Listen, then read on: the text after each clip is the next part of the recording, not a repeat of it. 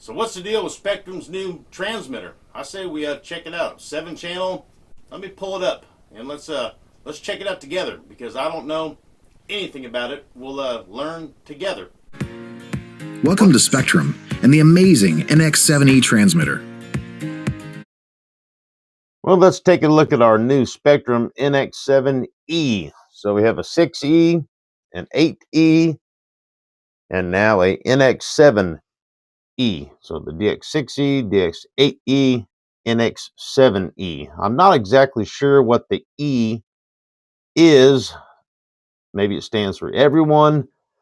The only common denominator between all three of the E models is in their, let's say their introduction to the transmitter. Right here it says budget conscious. I could tell in all three of those it talks about budget. What little bit I've seen so far in this transmitter is that it is like basically the NX6, but you're getting the use of all 7 channels fully. The NX6 transmitter is a 7-channel radio, but the 7th channel has limited function. Like it can only turn safe on and off, or you could set it up to use for landing gear, just on and off. Very limited capabilities of the 7th channel. On this NX7, you can use all 7 channels, fully. It's got a new look to it. I don't know if I'm not really crazy about the look. I guess just because we're not big fans of change. However, one thing I've noticed right off the bat is really cool is how you charge it with the USB Type-C plug. The Type-C plug, you can transfer a whole lot more data and do a lot of other things with it compared to the micro USBs. But this is a better USB platform for charging for sure. The plugs seem to slip into the receptacle easier. They seem to be more durable. So a USB-C is a good choice to charge this transmitter. Notice this, the 3 different eyelets to connect to your lanyard going around your neck. That's to help with the balance. When transmitters had 4 AA's or a big LiPo pack in it, that would help balance the transmitters, and they only had a single eyelet. And now that the battery in the NX radios and obviously this NX7 just has a small 1S pack that doesn't weigh that much, now you can clip your lanyard in a different spot to help balance it. If you want it hanging on your neck, and if you lean forward, it would hang fairly flat where you wouldn't accidentally bump a stick or something. So that's good that they added that for you. Right here's the USB-C. And it also has something that is new to me. I'm sure it's been around for a while, and maybe it's in other transmitters you can do it. But in this battery compartment, there's a place to install a SRXL receiver. And I guess that can be used for the people that do head tracking when they fly FPV, and you want your camera to be connected to your goggles, where if you turn your head to the right, it would turn the camera to the right, in your plane or whatever you're flying. I'll show it to you here. It's in the manual. I'll pull it up in a second.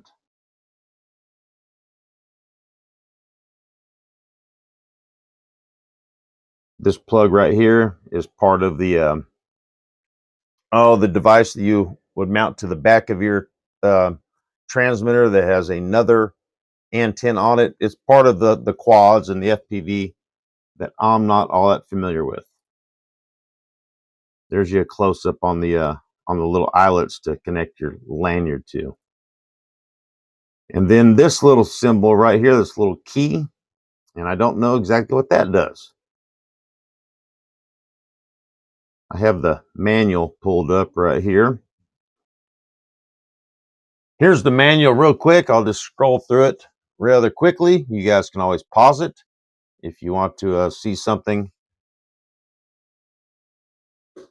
So I scrolled through the manual, and I was looking for differences. I wanted to see, what was new compared to some of the transmitters that I know and that we know.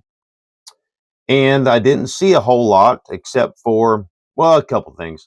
One of them is that they're the way they charge the battery in the transmitter is with the USB Type-C cable, which is a more durable cable, and you can do a whole lot more with those cables as far as data transferring. But these cables are definitely more durable, and I think that's a really good choice for charging the batteries.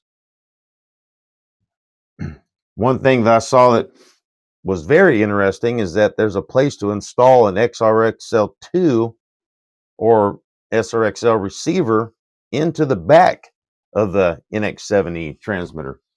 And I'll show you that once we get down here to it.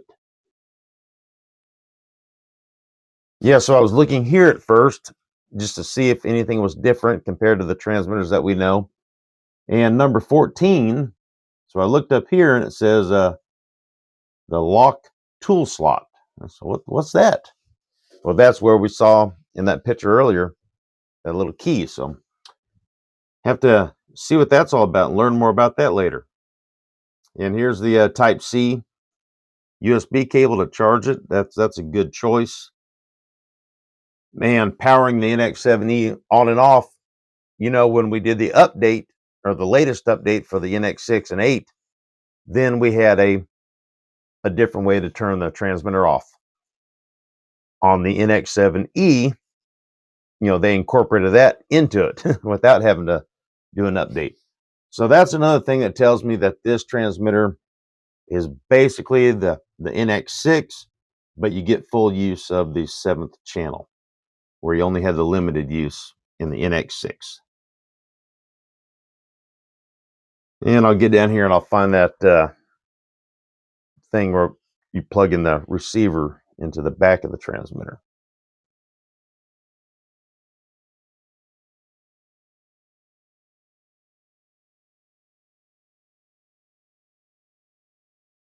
I think it has something to do with the people that fly FPV and they have a head tracker, where when you're wearing your goggles and you turn your head to the right, the camera in your airplane will turn to the right. And something to do with the wireless trainer. So right here, wireless trainer, remote receiver installation is refer to removing the gimbal and battery cover section to remove the battery cover. Install the SRXL2 remote receiver, which that part number we all know. Let me pull that part number up real quick. So here's the part number of the remote receiver that goes in the back of this NX7E transmitter. Kind of interesting, huh?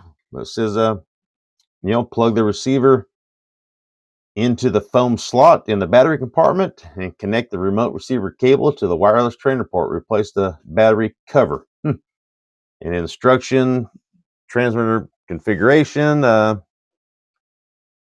have to learn more about that. It's kind of interesting. Real quick here on the Spektrym radios, this DX6E, I had at one time, and it says wireless trainer link. So it must have the SRXL2 inside of it.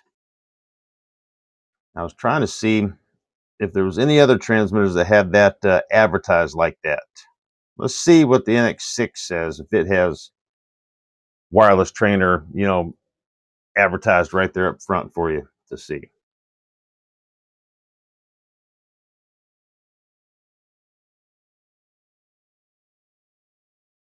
Wireless trainer link. So that means the DXS has the SRXL2 receiver inside of it as well. Let's see if what else we can find real quick.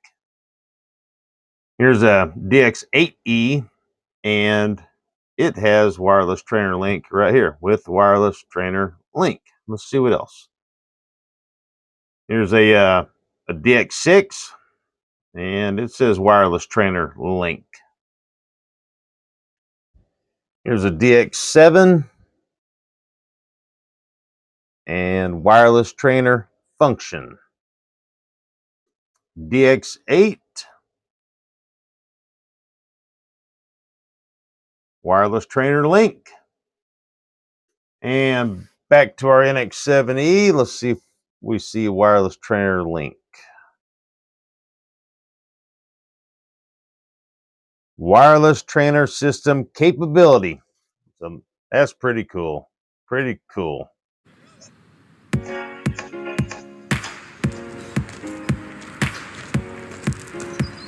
Hey, how are you, man? Good, buddy. Good to hear. Welcome to Spektrym and the amazing NX7E transmitter. It was Spektrym technology that ignited the 2.4 gigahertz RC revolution. Today, Spektrym technology continues to define the future with innovations that make RC flying safer, more precise, and most of all, a lot more fun.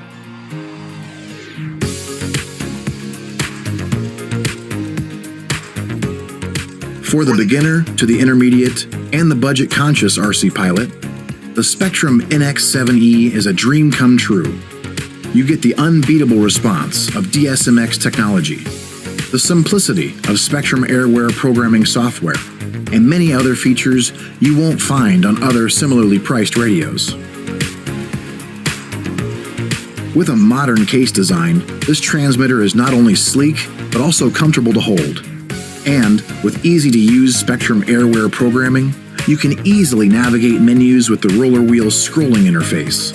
Plus, the built-in bind and fly model templates and model memory make it easy to get started quickly.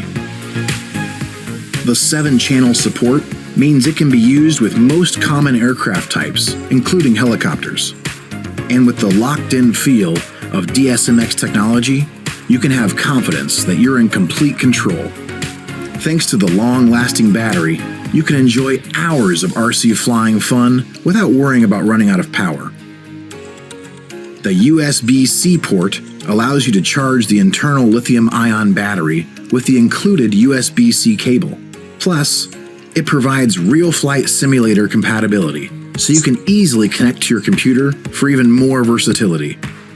And it features a wireless trainer system to help others learn to fly radio control.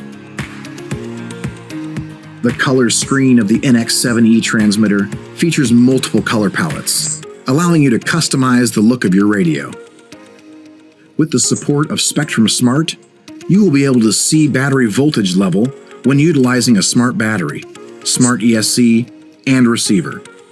With Smart, you can be sure that this transmitter will work seamlessly with the rest of your RC gear. Well, there you have it. You guys can check out more on your own if you want. But I just thought that was kind of cool. That's really neat that, they just kind of told us that you can install this SRXL2 receiver inside and have the wireless training, capability. So I guess they told on themselves that a lot of these transmitters have this receiver inside of them. There's going to be people like me opening up these transmitters just to get the receiver out of them. Those receivers are like $50. Well, I guess there we have it. We got a new transmitter, so we'll see. Let me know if you guys end up getting one. It'd be cool to hear the feedback. You never know. Might be something really, really cool to add to the old Spektrym lineup. I'm a Spektrym fanboy. Without them, I wouldn't have been able to enjoy this hobby. So E-Flight and Spektrym that gave us Safe Select and AS3X and all that is the only reason I'm able to do this, and most likely you guys too. So Spektrym it is. So hey, if you guys get anything out of my videos, give me a thumbs up. Make sure that you're still subscribed. Share these videos with friends. Watch another one of these coming up in a second. That is the best way to support what I do. So hey, thank you guys. Until next time, you'll see me here. Yep, right there.